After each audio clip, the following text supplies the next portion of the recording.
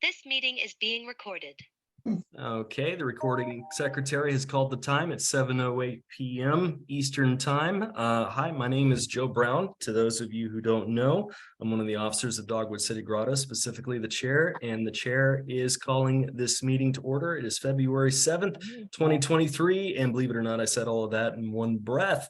We'll go ahead and start with the officer reports. So, Alex, what have you got?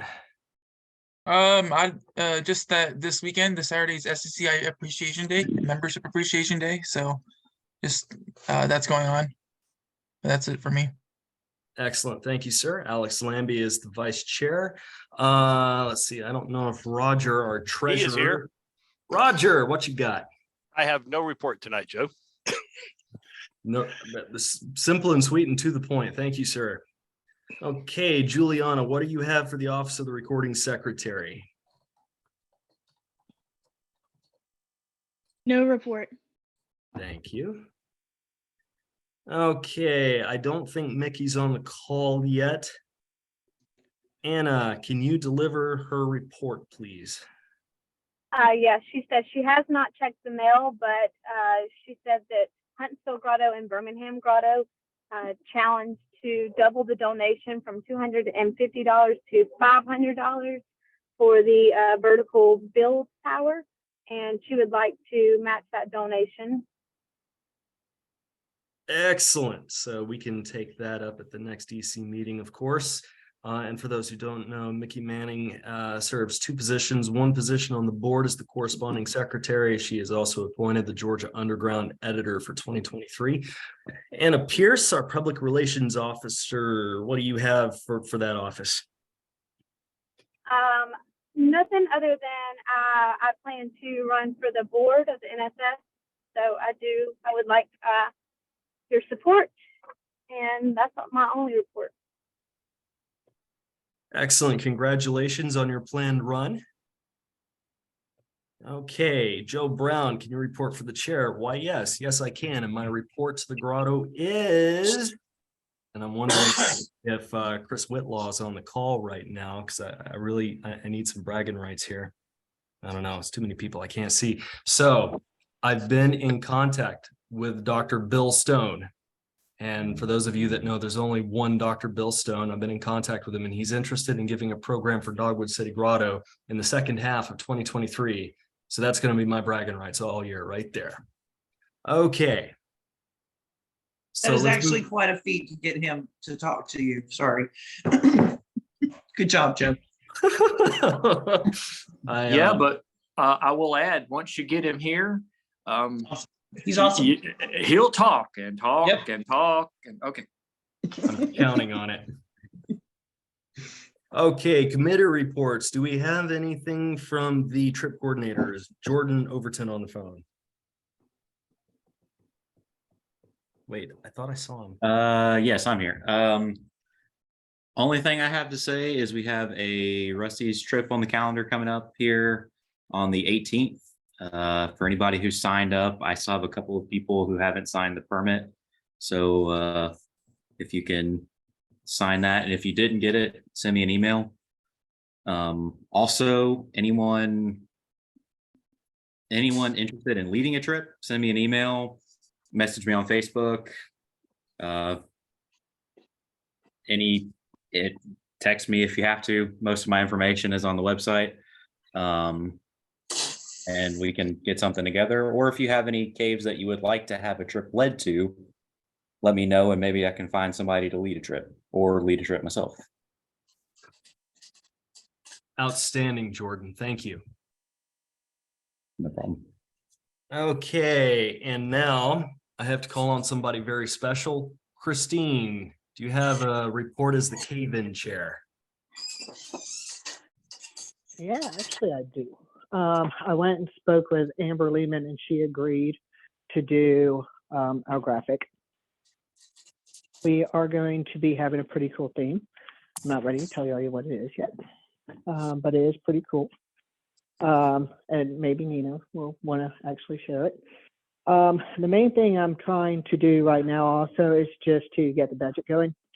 So getting ideas around the budget and also around doing any kind of platform when it comes to get registration open. Outstanding. Thank you, Christine. Yeah, it's still all in the mix, and so I'll give you a lot more heartier of a report next time. Right. Ruby on. wants to say hello. I don't want to share our theme quite yet, Christine. Just hold on to her a little longer. No, no, I don't either. It sounds It's like I'm in a late February. It's okay. It's okay. We got time. Now, on to one of my favorite parts of the meeting. Are there any February birthdays we need to celebrate? February 18th. I'm turning 21 Yep. and a half. Did I hear that we have a birthday? Yeah, we have several. Yeah. We have Darren's, several. Yeah, we have Christine's. several. There's a bunch of them. Andy's down I'll be turning there. Andy 30. and Beth. This year. Are you 30? Yeah. Yep. Well, guys, we all know what to do about this. Oh, not on Watch the. it good. A 1 and a 2 and a happy birthday to you. No, I'm not doing it. Happy birthday to you. That was I'm pretty doing short. a solo here. This is not how it works. Happy Happy birthday to you. Happy crappy birthday. Happy to birthday you. to you. Flatulence, barf, burp. Okay, we're done. That's the short version. We can follow up on that later as necessary. Birthday. Oh. Oh, okay. Okay, so for the officers, is there any business that we need to go over? I can't think of anything. Going once, going twice. Okay, so we're about to hand it over to our guest presenter for the night. Of course, he's not really a guest, he's one of our own. My next person needs no introduction. Alex Lambie, save me from myself here and take over. Hey everyone, I'm Alex Lambie. I was lucky enough to be invited to the Silvertip expedition in Montana this last summer. So I'm just going to be presenting on that and showing you a little bit of about what expedition caving is like. So I guess I can share screen. Joe, can you give me permissions, maybe?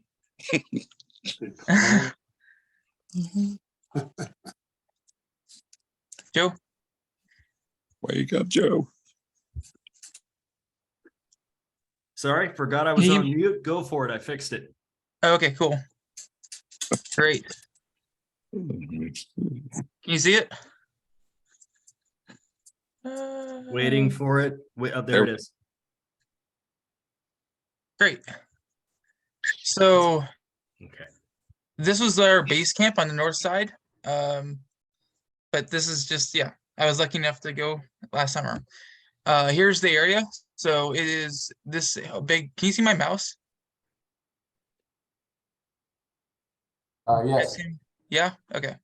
So this is where it's located. This is Montana right here. We have Idaho here, and then Canada's all up here. And Silvertip is in this mountain range right here, and it's really, really remote. We flew into Kalispell, and we kind of got ready out there, but we had to drive into the mountain range and hike the rest of the way. This is the parking lot that we parked at. It's a 15-mile hike to get to the south side, and you have to cross the river at the beginning. So it's a long way out there, and it's just really, really remote. And there's a lot of karst there. It's just really exciting and a lot to find. Here's an aerial view of it. You can see this kind of middle thing is the Silvertip Mountain. There's both sides of it. The north side and the south side have a lot of caves. And the mountain behind it also has some pits too. The caves are just really hard to get to. And so Tears is even further down the mountain range. And so that's like the deepest limestone cave in the US. And it's just lots of karst to be explored. So here is me getting ready because obviously I live here and have to fly out there. But we need water filtration to kind of drink water. obviously your tent, sleeping bag, pad, clothes, your caving gear, food, and you're going to be out there for a long time. So you really have to really choose about what you want to take and what you want to bring. I decided not to bring that webbing. Get plenty of webbing out there, but just you have to really minimize your stuff. And you're going out there. I was out there for 2 weeks, so I had to bring whatever clothes I thought would be necessary for the 2 weeks. And if anything gets ripped or destroyed, you're kind of like stuck with it destroyed and ripped because you're not getting more supplies and gear. Here's kind of like me getting ready for the trip. I had a cat sleep in my suitcase, but I got all the stuff in there. I had a layover in Seattle, and then I went to Montana from there. But it was just kind of fun to getting out there. Here was my backpack. Mine's on the left. I had stuff just strapped everywhere. That baguette was kind of like Mateo style. He brings his baguette around to all the caves here in Tag, but I had a baguette for the first couple of days on the trail. You can see my potatoes. Potatoes are like a really big staple out there because they're so small and light, and you can get a lot of calories and food out of them. My hiking boots were on the back, my sleeping bag, but you know, this is just everything you need to live with for 2 weeks is what you have to throw in your bag. So it's just it's a lot of pressure there, and you can't forget anything because otherwise you're without it. So I came in early and we were clearing the trail for the mules. So we all carried a lot of our stuff, but there was some group gear and we had some mules that we had. So we had to clear the trail so that the mules could actually get there. So you can see Maxim right there on the left side. He's cutting this tree so that the mules have an easier time to get there. You also had to cross the river every now and then. The river is just really cold water. So you see me in bare feet there. I took off my shoes just because I didn't want to get my shoes soaked for the whole rest of the trip. But it's just super cold water, super remote, super far out there. Yeah, you get wet and then you're stuck wet. Here was the big river. So right at the beginning, the first day we camped just before this, and we tackled this the next morning, so day 2. But it's just you can see Dustin out there. He's waist deep in the water, trying to cross over, and this is probably the scariest part of the trip. But you know, we just had to get across this to get to the actual Silvertip. So yeah, right where he got was the deepest. Here's me at the north side. I think it was like 1,000 feet of rope that we had, but the mules could only get so close, so they dropped off their stuff, and we had to go and Sherpa it to the camp. So one morning I was feeling really energetic and crazy, and I just grabbed all the rope and hiked it to the camp. So that was really fun. You can see all the mountains along here. We started way back there. It's just impressive how far you can hike to get to these places. But yeah, this is the north side camp, and it's just a fantastic view. You wake up and you get the view like this. It's just amazing. Here's my little home for the south side. I call it the Christmas tree. I just threw all my gear on it so it kind of dry out a little bit, and I have underwear and coats and just like bags of stuff. But that was my little Christmas tree I had. I loved it. But there was my tent. Scott Hawkins let me borrow it. I was really rough on it the entire trip though. But yeah, that's where I lived right there. And you can see someone else's tent below on the bottom right. And this also had a good view. Not as good as the north side. It was a little different.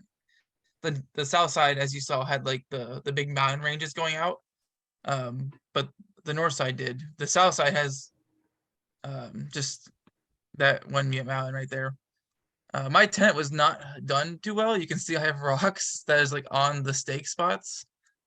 I don't know if I lost the stakes or bent them. I probably bent them out of shape. But one night it got really, really windy, and the tent ended up sleeping on top of me. So it's kind of fun to, you know, I was just like sleeping there in my tent and like, well, there's so much wind, and then it fell down on me. And I was like, this is just how it is the rest of the night, you know. I'm just gonna sleep in this pile of tent and blankets. Here's kind of like life on the south side. We had pizza one night. I think Irina and Jake brought the pizza and the cheese, but they brought some group food that we could all eat, and they cooked it on like a rock on the fire. So that was really good. we had a kilty couch, and so we had like just kilties lined up along the couch, and it was just comfortable and nice, and nice fire ring and whatever. But yeah, you have the big silver. That's not the big part of the map, mountain itself there, but that's a lot of limestone right here, and lots to find. Not many trees either. So if you find a pit, then it's like you have to rig like 50 feet away or something. It's interesting.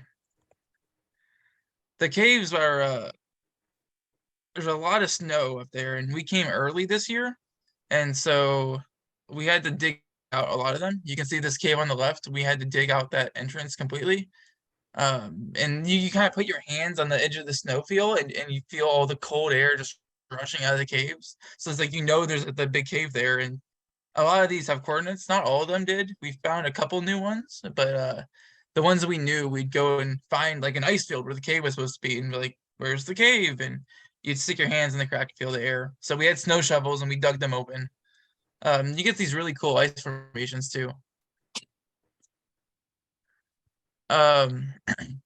This is the big cave that was known out there. It was Moonray, and then I think the year before I went, so 2021, they found Daddy Croc cave, Daddy Croc entrance, and it's a 569 feet deep multi-drop, and it's just 75-foot pit, 50-foot pit, 58, 47, 40, 15, 144, just like constantly big drops. It's like kind of like our tag multi-drops.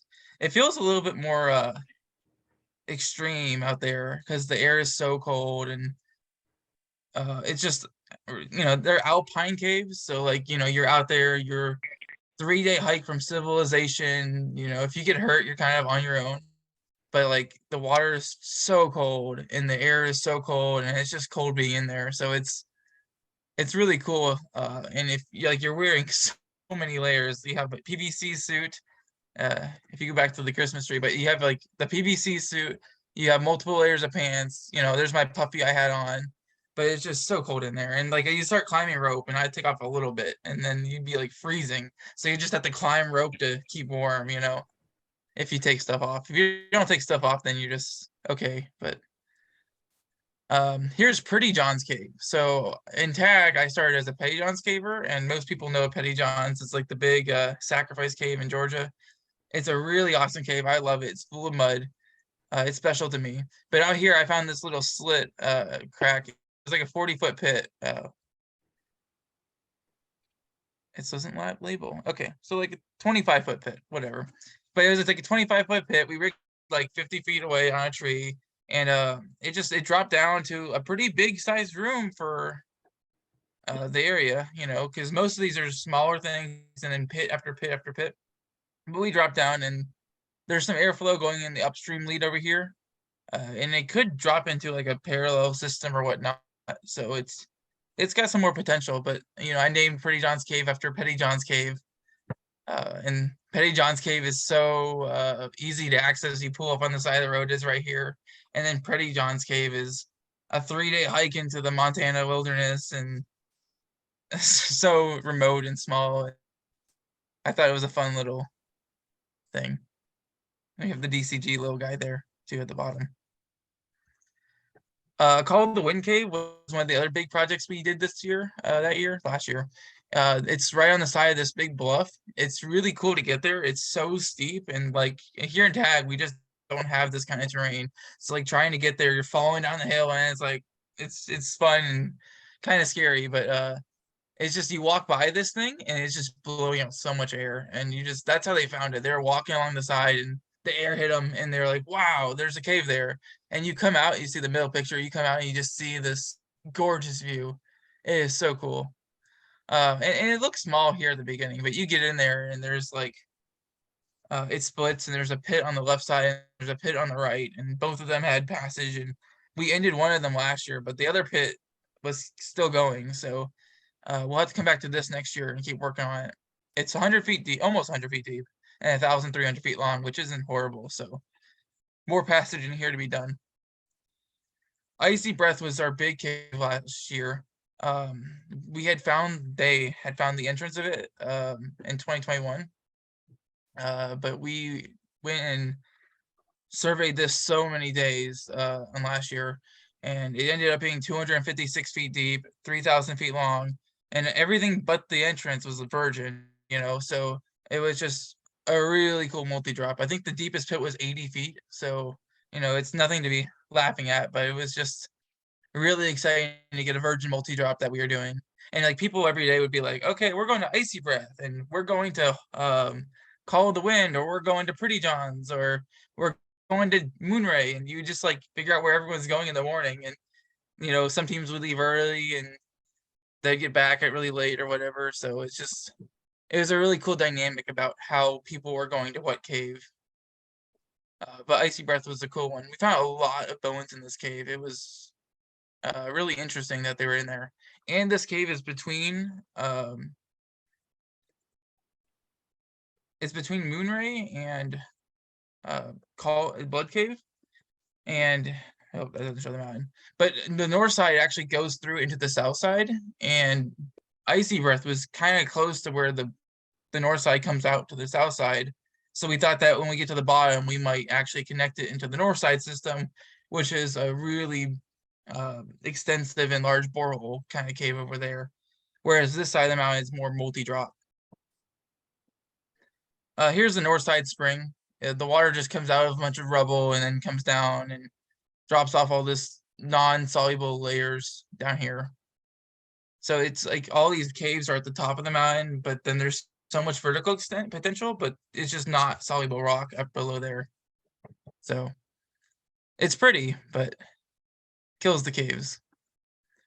Here's some pictures from some of the trips. So like on this bottom right one, you can see an ice patch, and it's literally just kind of like it's hollow there. And like if you were to walk across that, you'd probably fall through into that pit. So like there's a lot of those that the ice is just like kind of filled into and kind of scary.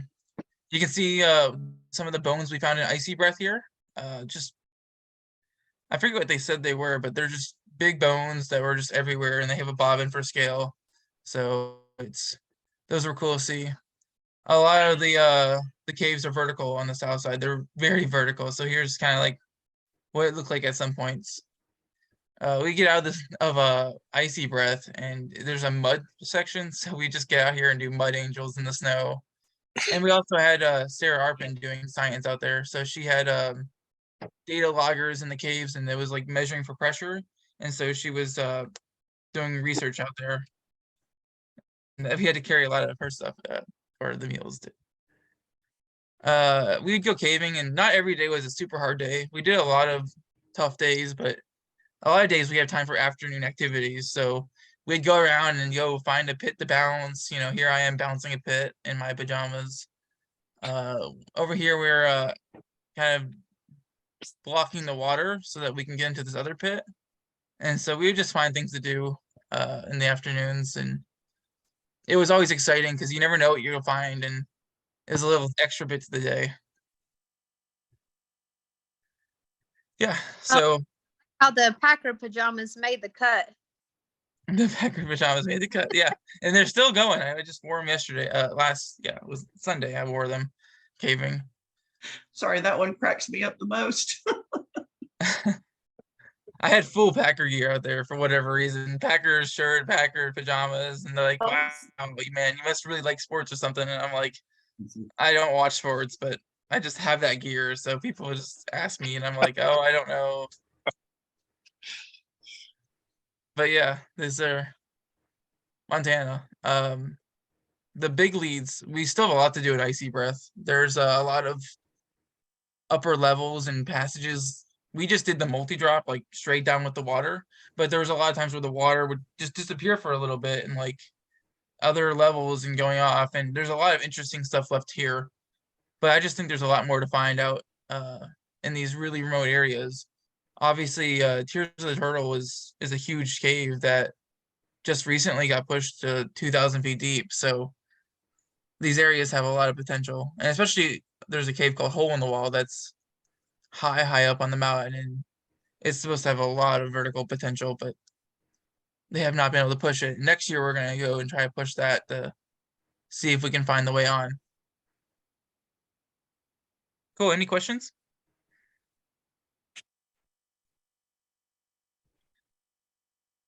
I can share some more videos, I guess, but It looks amazing out there. it Can is. I It ask who really you went is. with? What's Sorry. up? Who did you go with?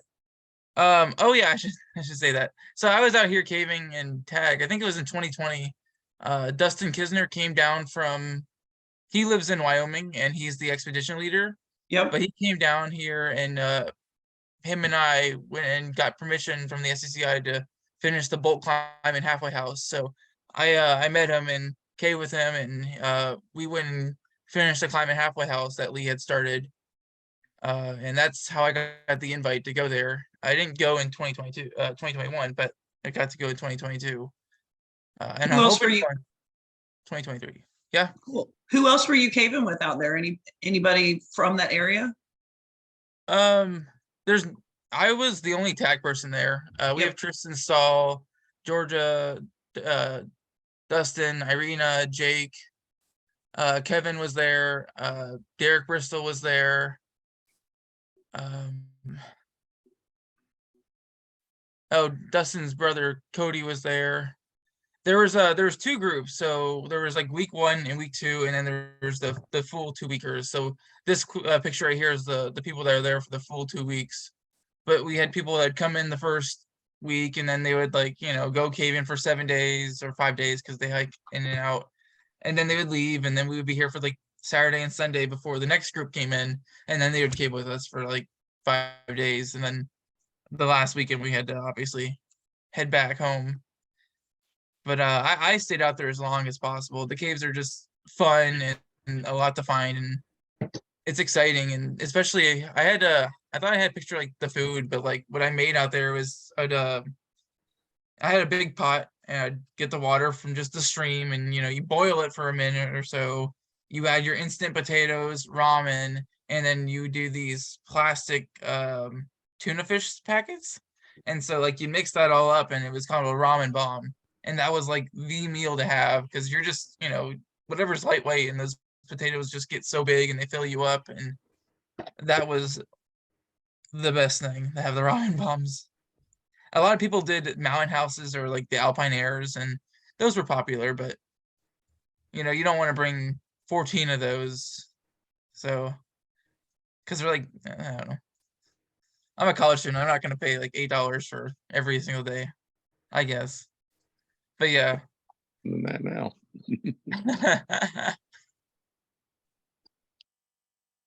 Hey, Alex, tell me how it compared to tag caving.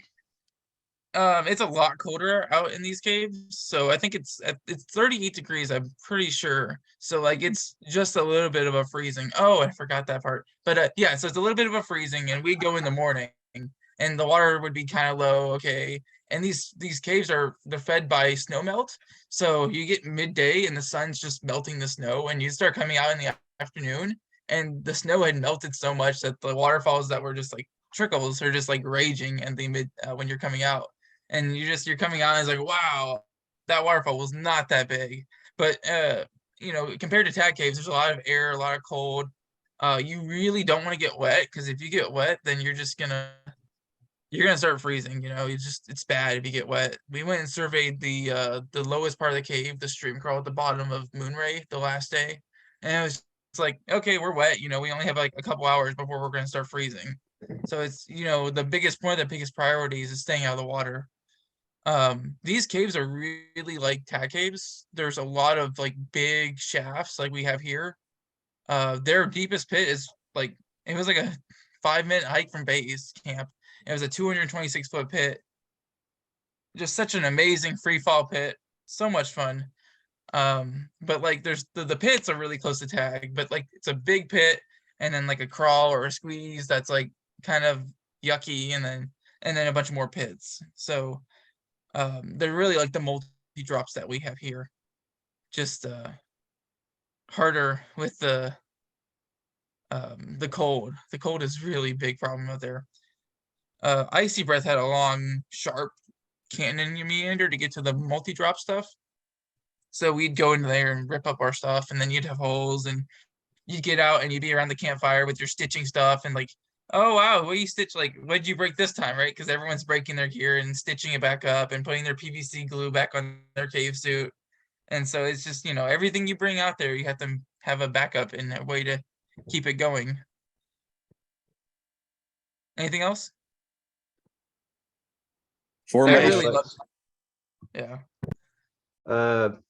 I was wondering, is this generally like you said you did this last year, or at least other people were doing it. Was it initially a recreational trip, or has always been like a research trip, or what? So because we took 3 days to hike out here, but if the trail is clear and you have good conditions, you can do it in 2, or if you're crazy, 1, I guess, but that's crazy. But like it's so remote that it just doesn't make sense to go out here recreationally because people have to take off work or be a student like I was over the summer, but like people don't have time to do it recreationally. So like trips out here are usually expedition trips. And the north side's a little bit closer, and so that's where most of the explorations occurred in the past. And we just jump over the saddle of the mountain to get to the south side. So it's a little bit even more difficult to get to. Some caving. It's what? Am I muted? Oh. No, you're not. It's okay. But yeah, they're just so remote that it doesn't really make sense to do recreational trips out here. It's all projecting and survey. We were surveying every day. We surveyed, and like we got this one over a mile, so we at least had like 1,500 feet to this. Pretty John's was completely virgin when we found it. This one was not surveyed at all. I don't think it was. Maybe they surveyed the entrance, but we had done most of the survey on that. This one wasn't surveyed at all, so we got 3,000 feet of passage this year. But all the trips are surveying. One day it was Derek Bristol, me, and I think Bo, and we had just got to the last drop in this, and you can see it's like borehole down here, and so we just spent the entire day like surveying. We got I think we got like 1,500 feet of passage. We got a ton of passage of one day, and it's just like, like, oh man, just more borehole. We'll just keep surveying, right? So it was exciting. I love that waterfall. You got the waterfall coming in just in the middle of the borehole here. It was really exciting, and I think there's a lot more to find here. Nice. Thank you, Alex. Yeah, of course. Thanks for asking a question. Alex, how about formations? I don't see many formations. Yeah, so you see like this is like this and this is some of the best there. There's not a ton of formations. The north side has a lot of like, they call them blood formations. I think it's iron oxide or something, but there's a lot of red formations in the north side, and we got a little bit of red formations in Icy Breath, but there's just not a lot of formations. It's a lot of like just sharp, or some of it's sharp, some of it's just like nice cutout passage. But there's just not a lot of formations in this area. We were excited to see that on the right. You can see like the little thing sticking off of the flowstone, and just like, wow, we don't get that here in this kind of cave. So that was exciting for us. Any other questions? Yeah, getting there, the meals dropped off our gear, so we all had to go back and get like whatever we packed on the meals. And so going across the saddle with all that gear is just so much weight. And I had I was there for 2 weeks, and I'd never been backpacking before. I should have said that. I'd never been backpacking before, and my first backpacking trip, 14 days out there, and so much food. I didn't know what I was doing. I was like just throwing things in the cart, throwing things in the bag. Like, I probably have enough food. Didn't really know for sure. So I was like, the first week I was kind of like starving myself, like, oh man, I'm going to make sure I have enough food. I'm not going to eat too much. And then as it got further on, I was like, okay, I definitely have enough food. I can eat a lot more. But getting over the saddle with all the food and all of the gear I brought, I was going down the other side, and it's like, I can't get down this. So I took my food bag and I just like threw it down the hill, and it rolled all the way down to the bottom and then landed in a puddle.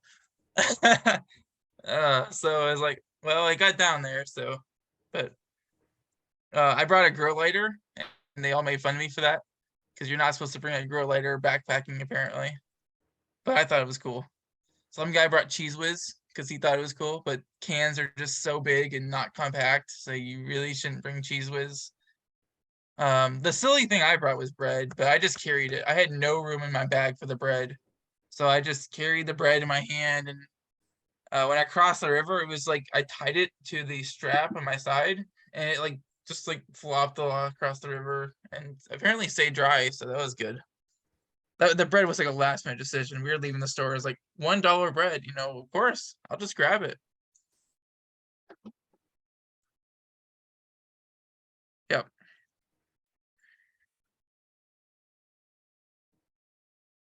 Yeah, the ridge walking out there was what was awesome. I never took a full day off. Everyone took rest days usually, but like if my rest day, I was like, I'm not just gonna sit around. I'm gonna go and ridge walk. And you're out ridge walking, and there's flowers, and there's this thing called glacier lily, and you can pull it out of the ground, and the bottom is like edible. So they're all like, oh yeah, you can eat the bottom of the flower. So they showed me that the first day, and like the rest of the adventure, I was just like eating the glacier lily bottoms that were just out there. But there's like fields of snow and just big karst mountains and trees that are not huge, but there's sparse amounts of trees. And the south side is just so full of pits. Like you're walking around, there's pits everywhere, and they're always like, yes, we checked that out. They apparently checked it out last year, they would tell me. So I didn't get to go in all of them, but it seemed like there's just so much out there. And the big caves, usually we started out as like a small entrance blowing a ton of air. And then you'd go through the small little corkscrew thing, and then there'd be a pit, and then you were off to the races usually. So yeah. Look at that terrain. Oh, it's just so beautiful. What other questions do we have? So, Alex, if you were going to advise someone of doing their first expedition, what would be your number one piece of advice? So this is my first expedition. And it seems like a decent amount of people have started at this expedition. This one of the most important things here is the cold, and so being prepared for that. But listening to the people that have been there before, and like the information they sent out beforehand, that's really important because they've been there, and that you might think like, wow, do I really need a puffy, right? But like the down material inside, and even if it gets wet, it stays warm. Just like they know. And so I guess listening to the people that have been there, I didn't think I was ready when I went, but I did well. So it's kind of, it's you do a lot of vertical work before this one, at least. These caves are deep and have a lot of vertical work to it. But yeah, listen to the people that have been there. They've been there. They've done it before. They know what they're getting into. They can give you advice on kind of like what to expect and if you're ready. So yeah, absolutely. I'm completely impressed at your first backpack. This was 14 days. That completely impresses me, man. I had my cave suit in my backpack, and I was like, oh, it just took up so much room. The PVC cave suit, huge. Yeah. Thank you. Yeah, thanks for asking a question. What other questions do we have? Going once? Going twice? Yeah, I had something. You're out there for like 2 weeks. What was like hygiene like? How did you guys like stay clean and all that? Oh gosh, that's a great question. Yeah, so I that wasn't my biggest priority, but like you bring your toothbrush and you bring all that stuff, and I brought like deodorant, but I didn't bring any soap. There's not, you can't take a shower, you can't take a bath.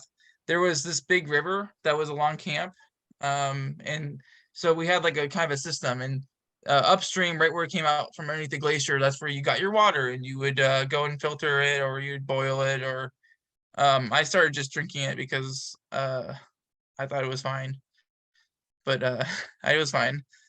I heard some people have gotten stuff from this area, so I would not recommend that. But yeah, so there was the water place, and then like downstream of that, there was like the where you clean your dishes and whatever.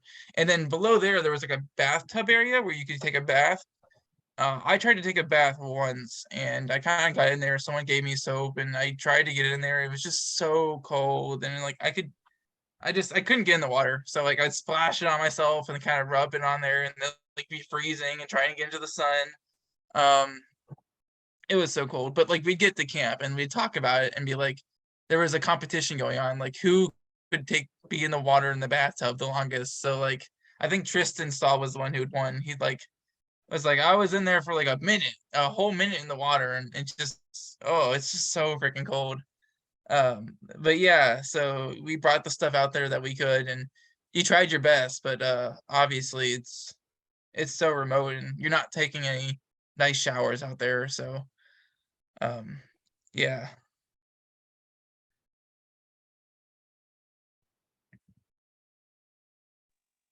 How many different knots did you tie? How many knots did I tie? Yeah. And how many different ones too?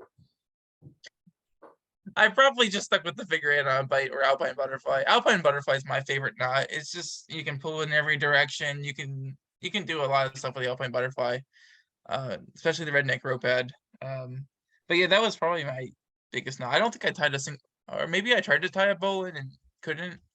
I've gotten a lot better at tying the bowline now, though, Josh. I've started using it. Chris can, or not Chris. Chris doesn't go caving anymore, but people can vouch for that. I didn't use many knots. I use some overhands. Overhands are nice for tying like bags to stuff. So if you're lowering stuff down a bit or pulling stuff up and you don't want to, it's a short pit. You just do an overhand or a square knot. Square knots are nice, or you can do a legit thing. Yeah. It all depends. We had a cave that we kind of put our stuff in. So like we go to the cave and like just like, oh, it's like a steep climb down. And so we just had a rope there. And so you just put the stuff on the rope and like lower down, and it kept it kind of out of the environments of the outside. We always said like it doesn't rain in the Bob Wilderness, but it can, and if it does, then that would suck. And I don't think it rained on us this year.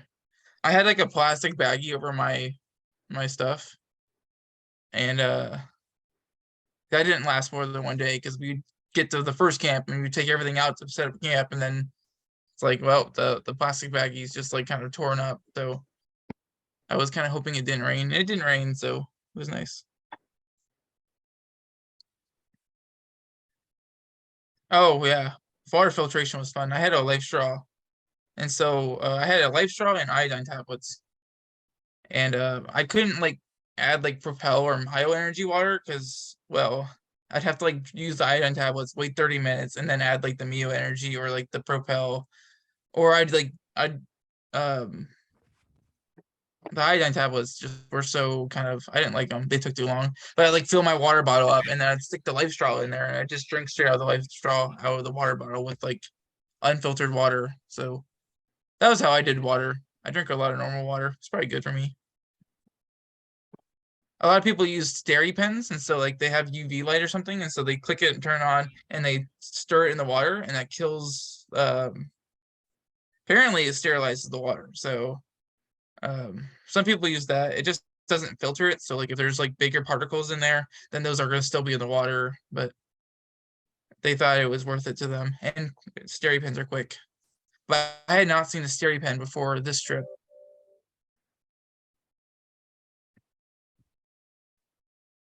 It's a wonderful view out there.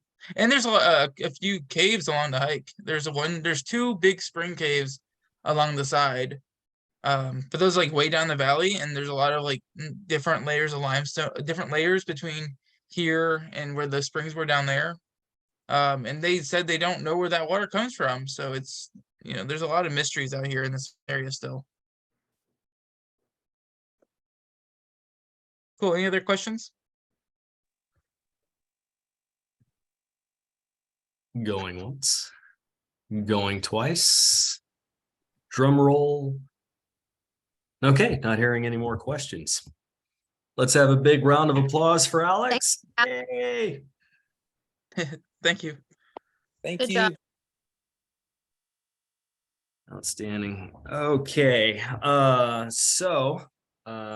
as some people who have been on the phone with me before may know, there's a time in the meeting during which we have our new member introductions. If you've just recently submitted an application, or maybe you're thinking about submitting an application, you're on the call today, now would also be a good time to introduce yourself. So let's go for it. Who's new?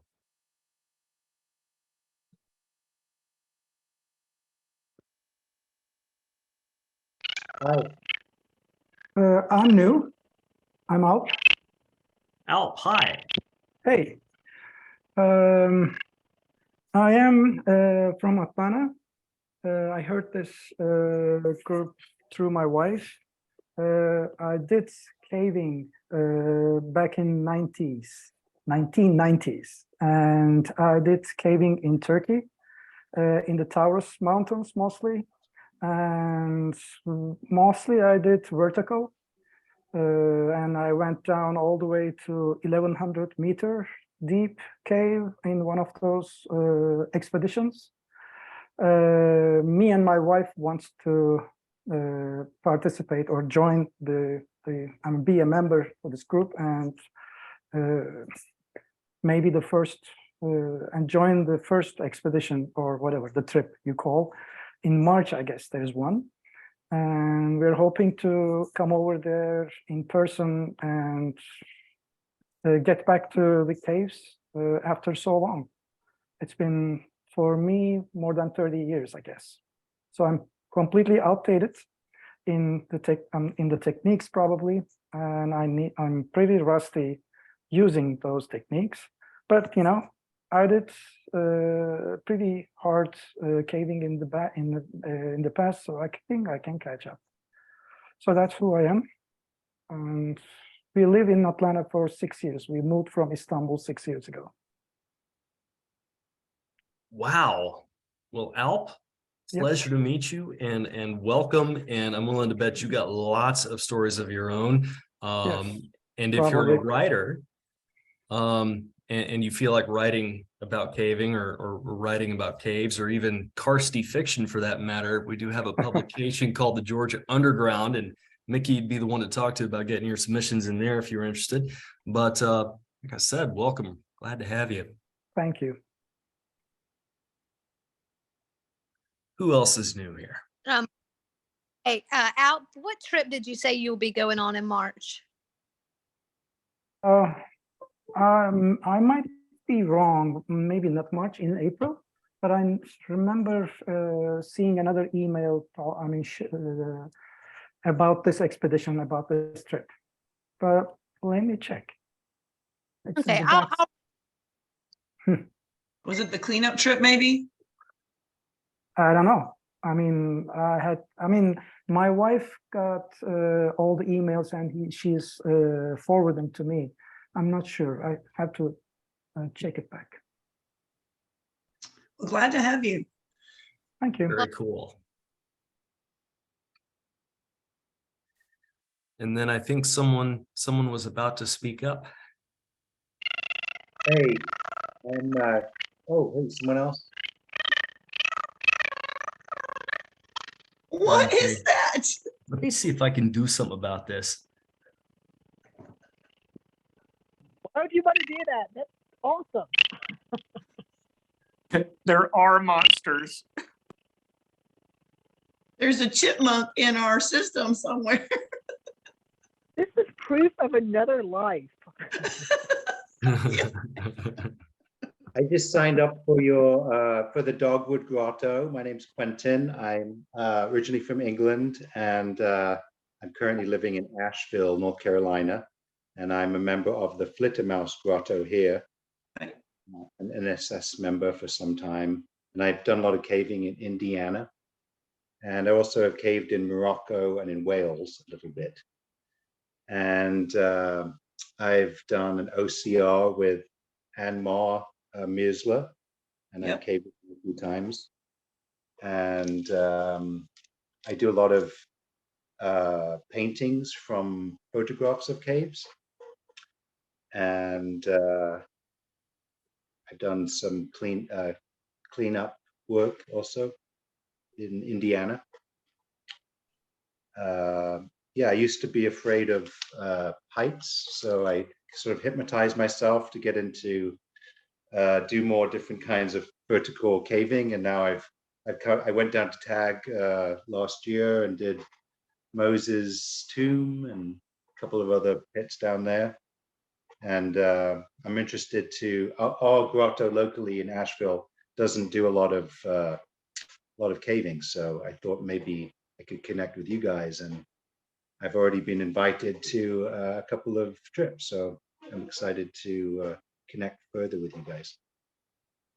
Well, you should give Scott McRae a hard time that he's not taking you caving if you're in Flittermouse Grotto, correct? You can give the All Unboxed and Scott McRae and all those folks a hard time. But welcome to our grotto.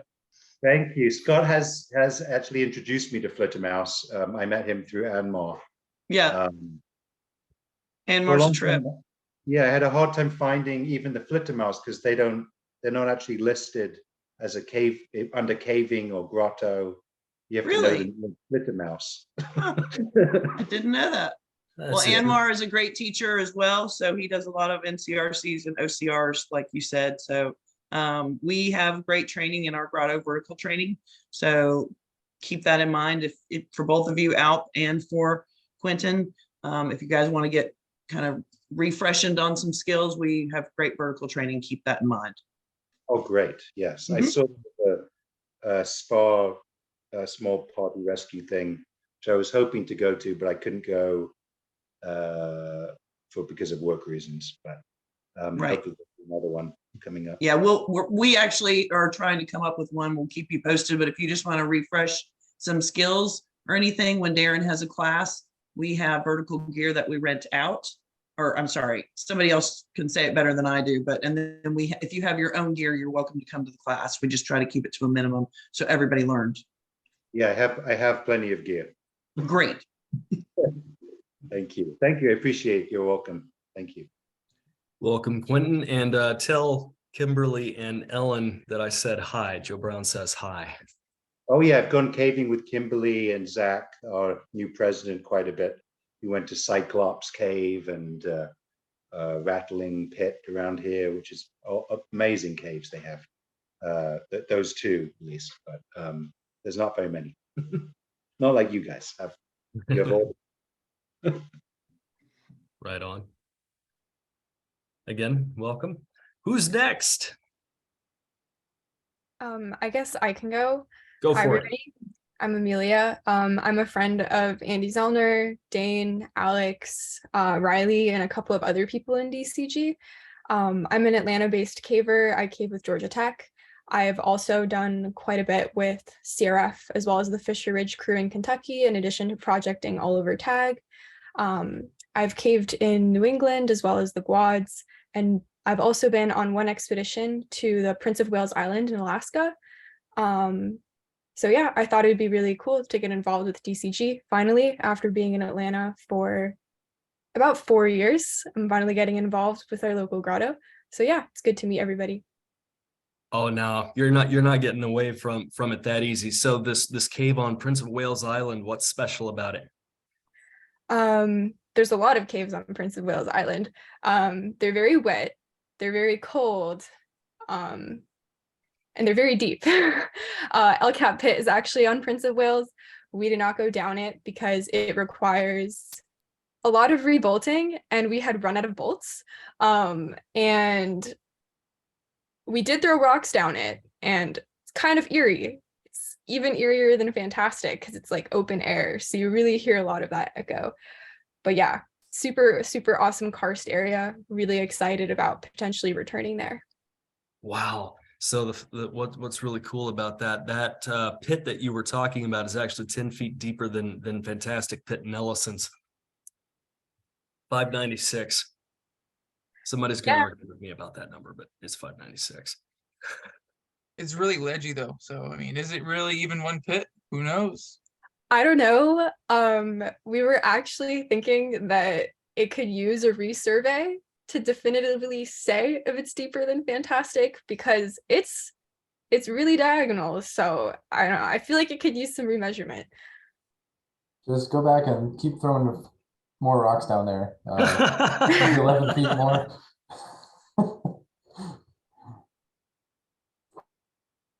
Outstanding. I can't think of any more questions here. Thank you, Amelia. Welcome aboard. Who's next? Hi. Oh, you can go ahead. Okay. Hi, I'm Audrey. I'm very new to caving. I've gone on a few walking tours and an adventure tour at Cumberland Caverns. I loved it. One of the women mentioned joining a grotto. Here I am. The end. Ooh. So what'd you love about it? The formations. Thought they were pretty cool. Yeah, I think they're pretty cool too. Welcome, Audrey. Was it Jenny McKee that happened to take you? Yes, she was the guide. She's very Awesome. sweet. Yes, she is. Glad you had a good time.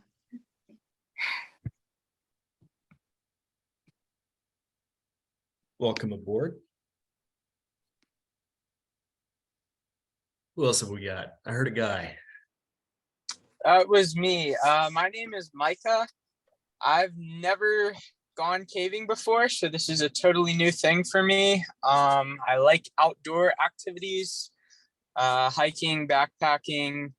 I'm a basic gym climber that's getting into outdoor rock climbing. So this is just another, it's like, oh, that sounds cool. And I looked into it more and thought I'd give it a shot. So here I am.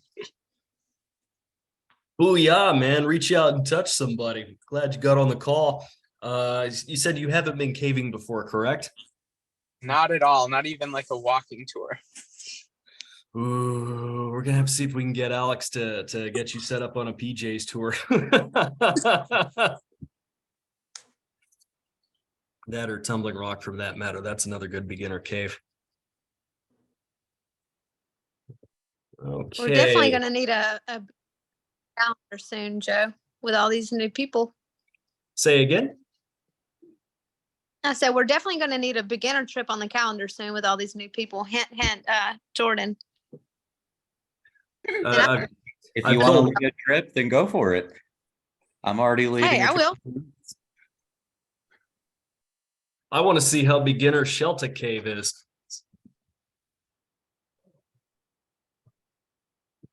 You'd just like me to drag a bunch of newbies through an intermediate cave, because I just, devil may care. Anyway, who's next? I can go. Oh, I'm sorry. I could go. Thanks. Grace. I'm Grace. I've been caving like maybe 15 or 20 times. I've done, I guess, like 3 pits. So I don't know. I really enjoyed them, but it's all just been like stuff that I have done with like some friends that live up in Lafayette, and I was interested in like getting more involved with like a group and like, you know, learning some more. So I don't know. That's why I'm here. Outstanding. I think for a lot of us, and certainly for myself, I still don't know why I like caving. It's really hard, but there's just something about it where I keep going back, and maybe it can't be defined, but it's really cool.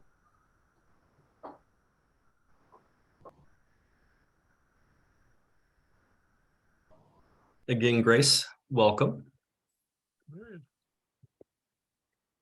And then there was a guy speaking up.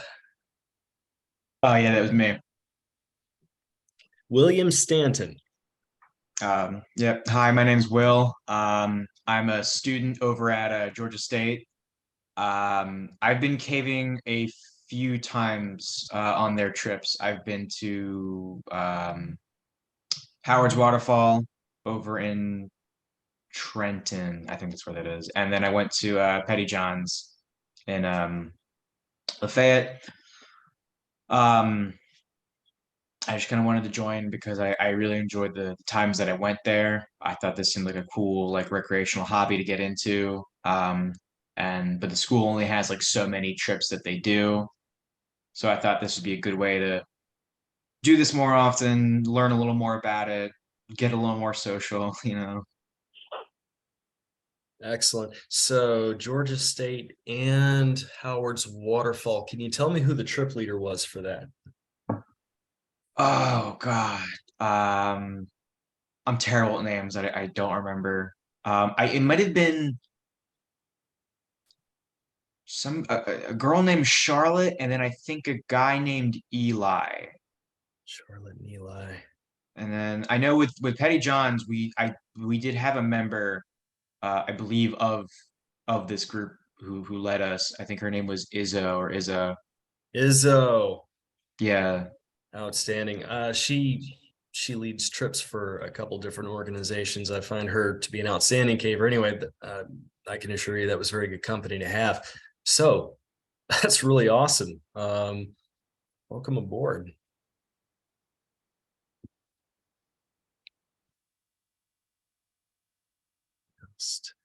And who's next? Hi, I'm Elizabeth Douglas. I don't have a whole lot of experience with caving, but I lived in the Bahamas for about 1.5 years, and so the extent of being in caves is from there. And I really enjoyed it. And I came back here to the States, and my husband and I went on a canyoneering trip, and that was really fun. And I enjoyed learning about rope work and all that. And so I was just looking for a way to get into any of that sort of thing, the rock climbing or the canyoneering or caving and that kind of thing. So I stumbled across this, but that's kind of the extent of my caving experience. Outstanding. That sounds really cool. Any questions for Elizabeth? Going once, going twice. Welcome aboard. Who else do we have on the call that's new? I guess I can go next. Absolutely. Hi, Ashley. I'm Ashley. I lived in Atlanta for about 2.5 years now. I would definitely say I'm pretty new to caving. I've been with a small group in Alabama a handful of times last year. I've been to Tumbling Rock about like 6 times, and then we went to Limrock once.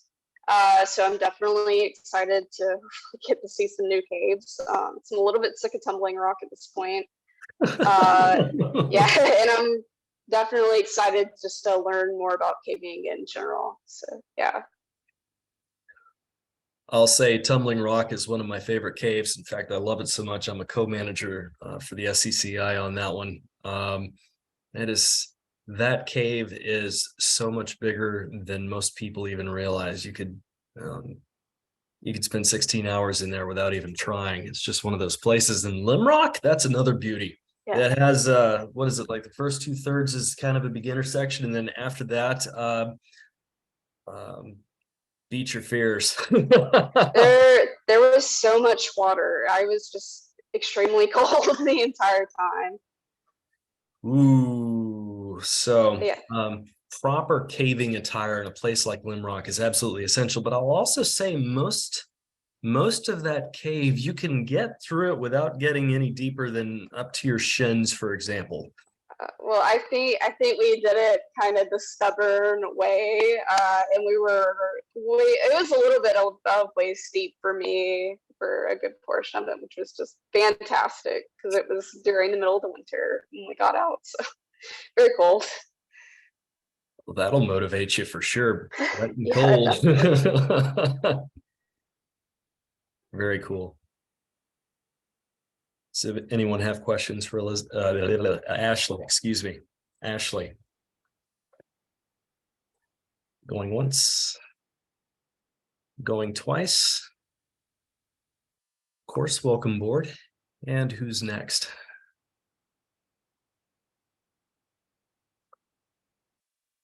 So hi everyone, my name is Jay. I'm a geology student at the University of Georgia. I've been going caving for about a year and a half now, mainly project caving and Tumbling Rock Cave, our favorite. So I've been going there almost more than every month. So I've been in there maybe 15, 16 times. I wouldn't say I'm tumbling rocked out, but I am looking forward to seeing some other caves in Tag. And so that was mainly for hydrology and geology research. Recreationally, I've also been to Limrock, Petty Johns, and places like Hurricane Cave. And then I checked out some lava tubes in Hawaii last summer, which was really fun and a very different form of karst or pseudo-karst. But I wanted to join a grotto and check out some other caves in Tag and possibly get into vertical caving. So here we are, and it's great to meet everyone. Jay, do you go with Todd? Yeah, Todd. Cool. We've had you don't know Carson, do you? Oh, I do know Carson. Yeah, I went to Limrock and Petty Johns and those places with him. Yeah, yeah. Cool. Awesome. Wow. So I got to say, one of these days I'm going to go all the way back to the teeth and tea art. Of course, I'm hoping to put together a team that's possibly better than me. But anyway, very cool to meet you. Of course, welcome aboard. Jay, did you know that Athens has a grotto? I did. I think Todd has mentioned it. Do you know more about it? What's the fellow's name? Athens. It's called Athens Speleological Society. It's called the ASS. Yes. What's the fellow's name? Is Clint? no. Or... Yeah, Clint Garner. Check with Clint Garner. Yeah, thanks. It'd be great to get in touch with him. Are you an NSS member? Yes. Okay, so Clint Garner is in Athens. He works for the school. He'd be a good person to check out. All right, perfect. Appreciate it. Ask Grotto does absolutely nothing these days. They've pretty much been non-existent for the last 10 or 15 years. Well, it depends on the students at the time. I know Natalie Stemble. I was the last chair of the Grotto. It doesn't really exist except in name only. Okay, it could be revived though, right? It could. Yeah. If you get enough people willing to do it, but right now it does nothing. Okay, well, Natalie Stembles at UGA for at least another 2 years. She'd be a great person. I don't know. I just remember about, I don't know, it's been quite a few years now, but they had a pretty big group. They revived it, and there was, I don't know, 15 or 20 regular cavers for a couple of years. So might be fun.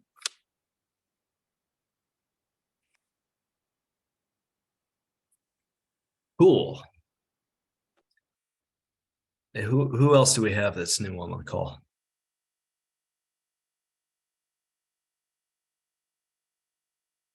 Any other new cavers? Going once? I'm There we not are. new technically, but I figured I could go ahead and like kind of reintroduce myself. I was at Snail Shell in September with y'all, and that's like the only meeting I've been to other than this one. So I just wanted to kind of I'm also in Athens, so I'm with the UGA crew that has been doing a lot of work at Tumbling Rock. So I know Jay and Carson, and that's been like most of my caving experience. I've done a little bit of other stuff in Tag. I've also been to a cave in Indiana.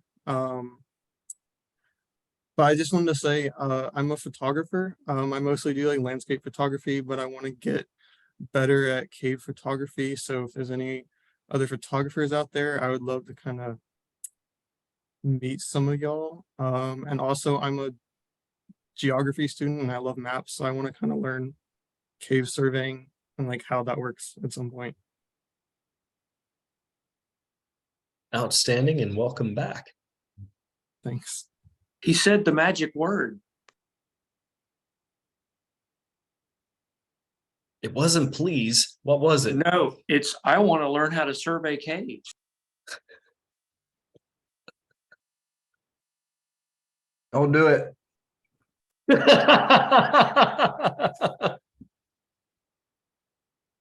You're in the right place. It's literally a bottomless pit.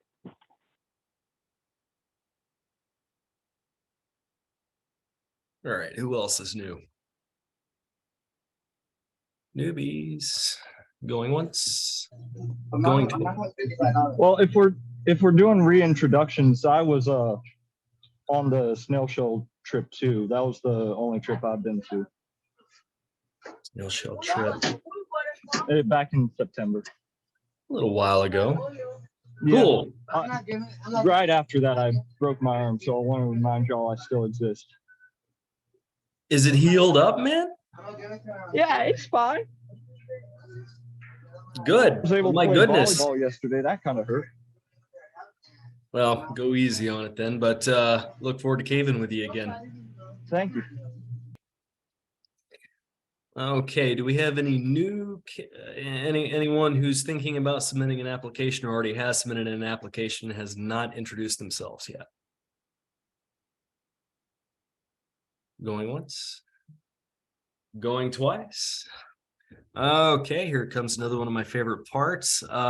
Whenever we have new cavers on the call, I always go over the code for new cavers so that they understand what our values are. So here goes. Cavers code. Can you keep a secret? We pride ourselves on being on the down low. Cavers don't broadcast these places on social media in order to protect them. Caves are special, and if you want to know more about caves, you'll find us, and so you have. Leave no trace, none. No tobacco in caves, no trash, no poop, no pee. Leave only careful footprints. That means keeping your trip small and being willing to do something else if the cave you're at is crowded. Most southeastern caves are on someone's private land. Many are closed, and more will get closed if we aren't on our best behavior. Always get permission and don't trespass. Don't yell. Don't cuss too loud. Don't get naked where you can be seen. Park out of the way and don't block roads or gates. Cavers do right, and it's important that we live up to that. Okay. And so then I'll say, don't forget to join the NSS. If you're an NSS member, you get to be a full voting member of DCG, in addition to being able to attend the annual Tag Fall Cave-In, which we put on every year. Also, another benefit for new cavers, we do have a rental helmet program, and the way that works is there's a couple sets of rental helmets. I have one up here in Alpharetta, and then Brent and Nancy Allenbach have another over on the east side of the city. And the way that works is it's $5 per headlamp plus helmet combo, and reserve as far as you can in the future, because the sets do get rented out from time to time. Last but not least, Dogwood City Grotto does have a library at Andy Zellner's. So if you're interested in the history of DCG, various GU articles, etc., Andy Zellner. Pretty good comment. Yeah. In the chat, someone has invited you to hold the whiteout and get yelled at. What now? Oh shit! Is my mic on? Sorry, Joe. Yep, we heard it. Fuck, I'm sorry, guys. I thought we came in. I was laughing at Josh Blanchett's amazing description of what it's like to go on a survey trip. And I didn't know that we don't automatically come in muted. And I was telling that amazing joke to my roommate. And I'm sorry. I love you guys. Please go back to the meeting. I hope you'll let me in on the joke later. All is forgiven. Oh, just read the chat log. Read the chat log. Okay. Yeah. It was a really funny joke by Josh. Like, kudos. Somebody save it for me. I agree. Okay, I'm gonna stop interrupting y'all's meeting. I'm sorry. It's on with the show. This is it. Okay. Optional. Who went caving? I dare you. It's bragging rights time. Oh. Hey, Joe, I want to pipe in with one thing. This is Stephanie. We've got a bunch of new cavers on the call and a bunch of young cavers. If for some reason joining the NSS, the fee is too much, if you call the NSS headquarters, there's a discount for cavers under the age of 25 who are students. And they're really nice and it's a full membership. Wow. I didn't know that. And what that tells me I need to do is forge an ID so I can get a discount. Oh, don't be cheap, That's Joe. freaking awesome. That is absolutely awesome. I was about to chime in with that, so thank you so much. I was like, hold on, wait. Also, on the same note, if you want to become a life member, you should. It just saves you a little bit of money over time. That does save you money over. Mhm. And I can talk more about the life membership. I will not bore y'all with NSS stuff, but if you are interested in a life membership thing, please let me know because it is well worth it. One last thing for the new cavers, if you join, you get, I think it's a $50 discount for your first convention registration. And convention this year is on the East Coast in Elkins, West Virginia this summer. I think it's the week before July 4th weekend. And the junior student membership is less than the amount you get off of convention. So, there's no reason not to take us up on that. Another very cool pointer.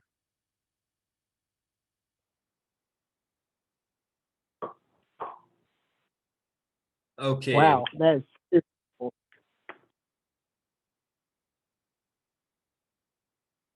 Going once, going twice, no more pointers.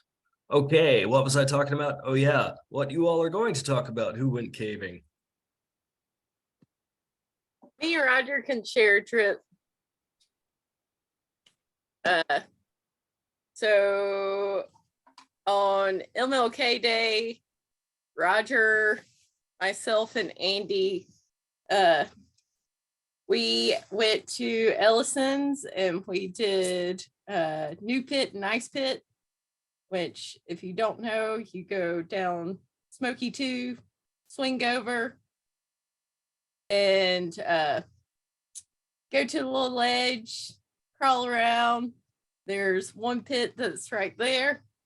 Do a sketchy traverse to the next pit, and you have, how deep was it? 240 something, 250 something. So it was a long trip. There, we spent about 14 and a half hours in the cave that day. Yeah, Brad told us about this awesome trip. So yeah, I got questions. Yeah, yes. What questions you got? So what do those bolts look like out there? Super so on the traverse part, they were fine on the traverse. It's when you go to the 240 or the 250 something drop, you have to maybe 150 feet down, you do a rebelay, bunny ears, continue the last 100 feet or so down. On that rebelay, the bolt on the right, I can unscrew it with my hand. You should always carry a crescent wrench with you if you're doing like a lot of these bigger multi-drop things, because a lot of times it got bolted once like a hot minute back, and like hangers will walk. I've noticed especially Climb Tech hangers tend to get a little loose. So, like you should really just start carrying a crescent wrench. All of that hardware, last I recall though, is all stainless and was installed in the last 5 years. But yeah, so bring a crescent wrench, tighten down a bolt if it's spinning. I do carry one. Cool. Excellent. One on the right. So the one on the right was loose. The one on the left was plenty tight. And then the ropes that were put in, I would say always check them because there's some pre-rigged ropes, but one of them on the second person down, I noticed a little fuzz thing. And then I pull it up basically to check it. And it basically just snaps and you see the core. So which pit was that? Which part was that on? That was the Boston pull down. So yeah, to that's the avoid going around fantastic. Yeah, I go through the top part, so I don't go where Fantastic's at. Basically, if someone's using that pit, and there's a bunch of like monkey gym ropes all throughout the place. Oh yeah, there's all sorts of weird ass stuff. Yeah, I remember those. But the one that drops you into the smoky pits, that's Smoky that, 1 and 2. I basically re-rigged the rope, but it's only on one bolt currently. But I re-rigged it with like extra Prusik knot I had or whatever. So it worked, it's fine, but it is only on one bolt. And then but all the rocks are very, very loose at those 2 drops. After you swing, after you go down smoking, you swing in. So it new and nice. Yeah, new and nice pit. But there's 2 ways you can get down nice pit or the 250. But they both drop you into the same pit. And I've done both sides, but both sides have a lot of loose rock. And I'm talking like human-sized rocks that have fallen there. So yeah, be very cautious if you go do that drop to not be anywhere in the fall zone or anywhere near the lip if the next person's going. But yeah, the bolts seem fine, Brad, except that one. But yeah, they looked fine. Congratulations, guys. You have been way out there. Yeah, that's one of my favorite trips in tag is doing the new nice stuff because I'd gone with the like that is a stunning, like just cool, sporty as all hell. Like y'all are beasts for doing that in a single day too. Because I went, it was pre-rigged because someone was projecting, so it was. I like my jaw dropped when Andy said that y'all brought the ropes in and out the same day. So Andy told me he gooed 3 times while in the cave.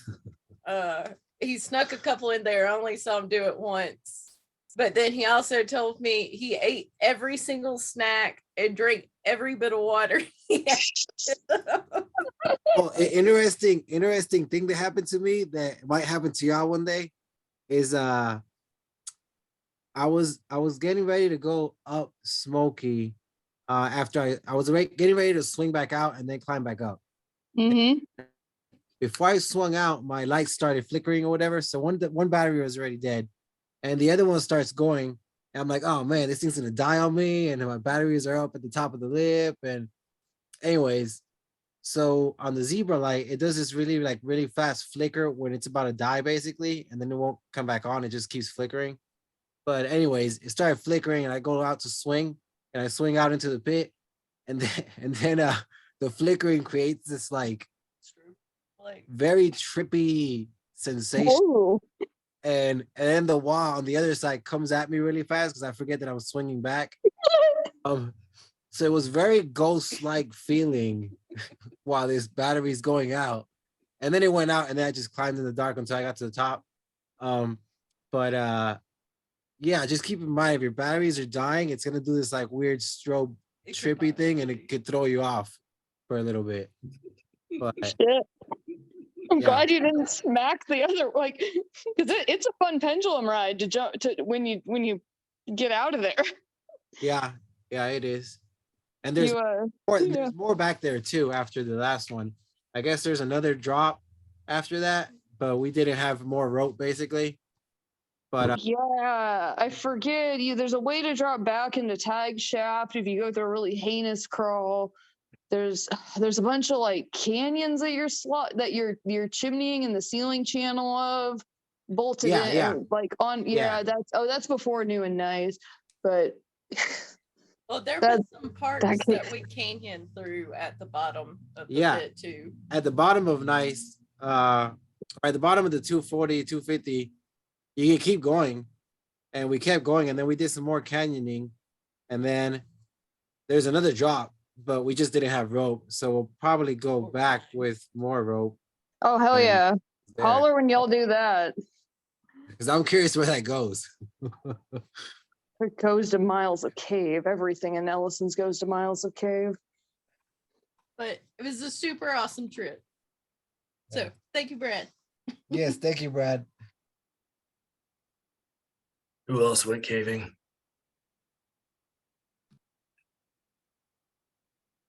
Going once. Oh, I mean, I have my hand up, like trying to not interrupt, even though I'm incapable of that. See, I raised my hand. I thought it was an accident. We'll go for it, Rachel. Oh God. Okay. When do we want to date back to? The most recent, well, no, it's not actually even the most recent. The most recent was this Saturday into Sunday. We ran up to Kentucky to go work on surveying, and there's a 36-mile system next door to Mammoth. It's called Wigpissel. That's a Pat Cambyses project. That there's been renewed efforts to be surveying in there because it's 36 miles with booming borehole that, got ran through less than 10 times, and anything that was hard or was a vertical lead or was a gnarly crawl was kind of left hanging. So we ended up spending 20 hours on that trip. Not really like the most efficient 20 hours ever, just because it was a kind of a big group of 6 at a lot of people at various speeds, but we did get into a couple hundred, I think maybe even 500-600 feet of like going virgin passage off of one of that was sneakishly behind like flowstone, that it just you wouldn't have ever like walked down there because you go up and over this flowstone thing, but someone happened to point out, like, I think I see space behind this flowstone. And sure enough, we stick our face on, next to it, and it's ripping a hurricane of air. And it's like, well, get the distos back out. Here we go. And we found that at like 11 o'clock at night. So yeah, then it's a hell of a cave. There's multiple entrances, but the main one you go through, it's called the splash entrance because it's just perch in feeder that, well, the entrance freezes up quite a bit during the dead of winter, but you end up doing a bunch of gnarly ass fucking crawls, a bunch of gnarly ass swimming in water for like an hour. But then when you're in the borehole, you're done. You just get a costume change, and then you get to be dry and warm, and you can like, somebody brought like a camp stove and was feeding us, which was nice. But yeah, it was a damn good surveying trip. It's an effort that's going to be going on probably for the next couple of years while one of the main guys who's trip leading it, Niles, is still in grad school up at WKU. So it's a fucking hard cave, but it's at the beginning, it's a hard cave. Then it becomes a normal cave. But yeah, there is an ongoing survey effort there if people are interested in making the giant pilgrimage up to the Mammoth area. Yeah. That was nice. But I don't know, done all sorts of other just various surveying out in Tennessee, and was surveying over in Alabama. Oh, I saw a bunch of shark teeth up in Kentucky. That's always exciting. Always look for shark teeth, you guys.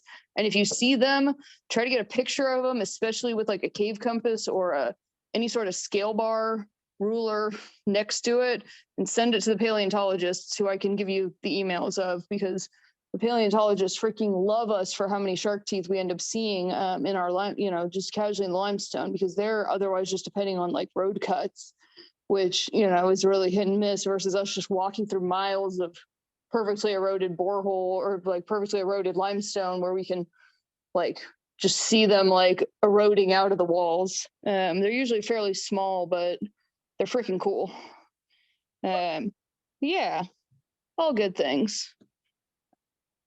Oh, I was surveying. What was I doing with Mickey? Oh yeah, I was surveying in Alabama with Mickey, and Mickey was sketching. So congrats to Mickey on her first sketching, or her second sketching, I think, during survey. There you are! I just got on. Hey, what's up? Hi, everybody. You missed me embarrassingly not knowing that I wasn't on mute as I'm sitting there quoting like funny comments in the chat to Christian. And Joe was being like, who the fuck is talking? And it's like, oh, fuck, it's me. I'm sorry. Like this time I wasn't trying to be annoying. That one was a genuine accident. Oh my God. Hello. Where are you flying to? Where am I?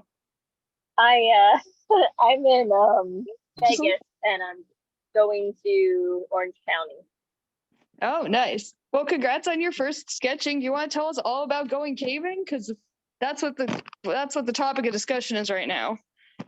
Oh gosh, well, I'd hate to hog the spotlight from somebody else. No, Hi, no, everybody. take it away from me. Well, the last time I went caving was in Fern, which was awesome.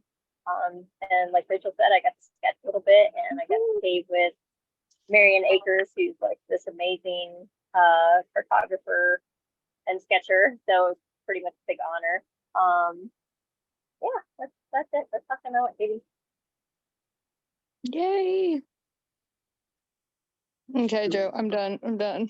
I'm putting my hand down. I'm just sorry, you guys. I don't mean to be like, oh my God, there's so many people in this fucking meeting. Oh, I forget this isn't just me and my 5 friends. Okay, did anybody else go caving? Going once, going twice? Where's Can't show. Anna at? Anna goes caving all the freaking time.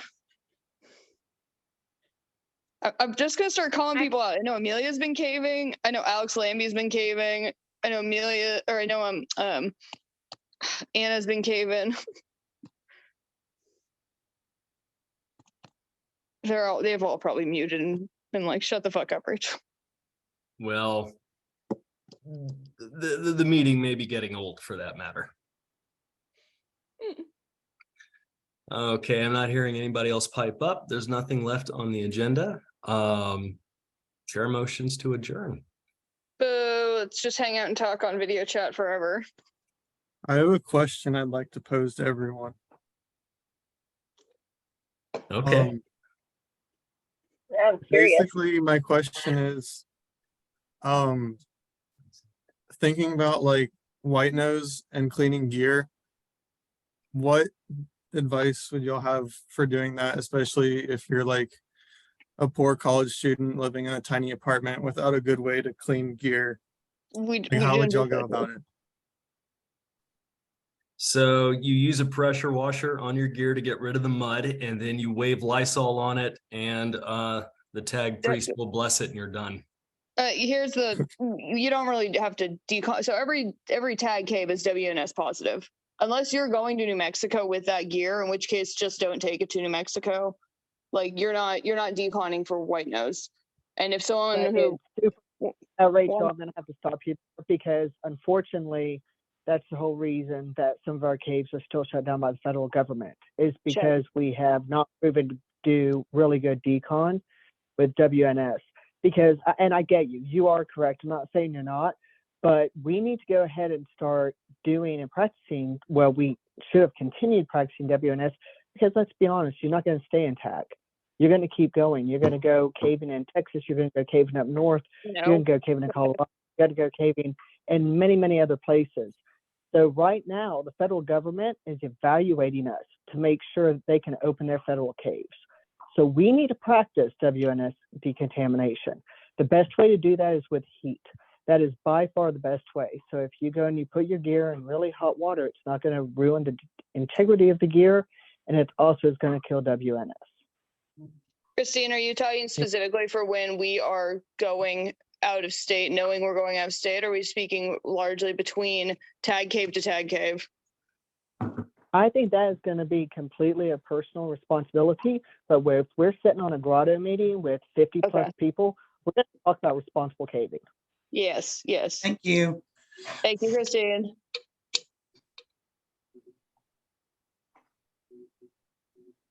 So I will be following up on that. That is that's actually very, very, very important. And I appreciate Christine going into that because I, for one, had no idea. Okay. Anything else? Going once, going twice.